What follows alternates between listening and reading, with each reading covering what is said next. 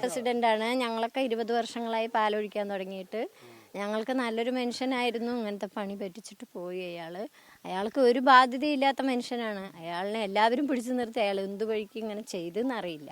Secretary ശരത്താണ് 15 ലക്ഷം തട്ടിയതെന്നാണ്. ശരത്താണ്. അത് 3-4 വർഷമായി. 3-4 വർഷമായിട്ട് അവൻ ഒന്നും വെച്ചിട്ടൊന്നുമില്ല. എന്തോ 2 ലക്ഷം എന്തോ വെച്ചിട്ടുള്ളൂ. ബാക്കിയൊക്കെ കണക്ക് നോക്കിയിട്ട് എല്ലാം ശരിയാക്കിക്കൊണ്ടിരിക്കുന്നുണ്ടെന്ന് അവനും ഇയാളൊന്നും ഒരു ഫ്രണ്ട്ഷിപ്പും ഇല്ലാകിയോ മാർച്ചിൽ വന്ന് കണക്കൊക്കെ ക്ലോസ് ചെയ്യും ഒക്കെ ചെയ്യുന്നു കണ്ടു.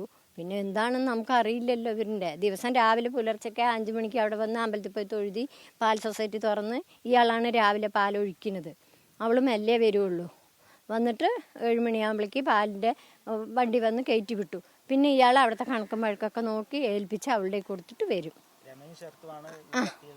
പറയുന്നത് അങ്ങനെയാണ് പറയുന്നത്. നമുക്കറിയില്ല പറയുന്നത്.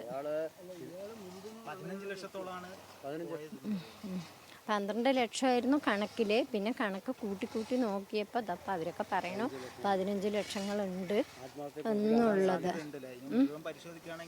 ഇനിയിപ്പോൾ ഈ വർഷമുള്ള കണക്ക് ഇവ എത്ര വർഷം ഇവിടെ പ്രാക്ടീസ് ചെയ്തിട്ടുണ്ട്. 4-5 വർഷമൊന്നും അവിടെ അതിൽ എത്ര ലാഭസഹിതം ഉണ്ടല്ലോ. ഇപ്പം അവൻ പോയിട്ട് 2-3 സെക്രട്ടറി ഇല്ല. ശരത്ത് മാറി ഇപ്പോൾ ആരും സെക്രട്ടറിയേ ഇല്ല. പ്രഭാരേട്ടനും ഈ പാലൊഴിക്കുന്ന പെൺകുട്ടി രമ പറയുന്നത് അവൾക്ക് റിട്ടയർഡ് ആകാനായി. 26 അവൾ റിട്ടയർമെൻ്റാണ്. അങ്ങനെയായിട്ട് ഇപ്പോൾ കിടക്കുകയാണ്. ഇപ്പൊ അത് നടന്നു. ശരത്ത് അവന്റെ വീട്ടിലുണ്ട്. പാൽ സൊസൈറ്റിയിൽ അവന് ഒരു ഇടപാടും ഇല്ല. ഞങ്ങൾ പറഞ്ഞിട്ടുണ്ട് ഇനി അവനെ കയറ്റാൻ പാടില്ല എന്ന്. എന്താണെന്ന് ചോദിച്ചാൽ ഞങ്ങളുടെ പഴയ സെക്രട്ടറി ഇത്ര ലക്ഷം ഉറുപ്പിയാന്നും പറഞ്ഞ് ഈ ചെക്ക് ബുക്കും എല്ലാം ഏൽപ്പിച്ച് നമ്മുടെ കോപ്പറേറ്റീവ് ബാങ്കിൽ 12 ലക്ഷം ഇട്ട് വെച്ചിട്ട് എല്ലാ കർഷകരുടെ അടുത്തും ഏൽപ്പിച്ചിട്ടാണ് ആ സെക്രട്ടറി പോയത്. ഞങ്ങൾക്ക് പല ആനുകൂല്യങ്ങളും അവർ തരും. ഇപ്പം ഞങ്ങൾക്ക് ഒന്നും തരുന്നില്ല.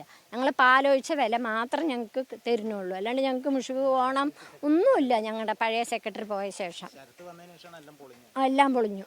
ഇനി ഒന്നുമില്ല. ഇനിയിപ്പോൾ ഇവളും മാറാൻ പോകുകയാണല്ലോ. ഇവളും റിട്ടയർമെൻ്റ് ആകാൻ പോകുകയാണ്. രമ. ഇനിയിപ്പോൾ എന്തൊക്കെ വരും നമുക്കറിയില്ല. ഇനിയിപ്പോൾ എന്തായാലും വേറെ ആരെങ്കിലും എടുത്ത് നടത്താണ്ട് ഇപ്പം ഇങ്ങനെ വിടില്ലല്ലോ. അപ്പം ഇന്ന് രാവിലെ ഒന്നും ഒന്നും ചെയ്തിട്ടില്ല.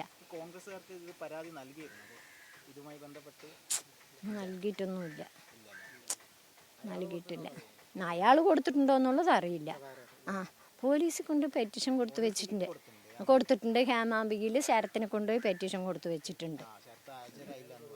ഹാജരായില്ല. പിന്നെ ഏതോ ഒരു ദിവസം പോയി ഹാജരായി. അതിനുശേഷമാണ് 2 ലക്ഷം രൂപ അവിടെ അടച്ചത്. പിന്നെ ഇപ്പോൾ ഈ മാർച്ചിലൊക്കെ അത് ചെയ്യേണ്ടതാണ്. അവ ഒന്നും ചെയ്തിട്ടില്ല.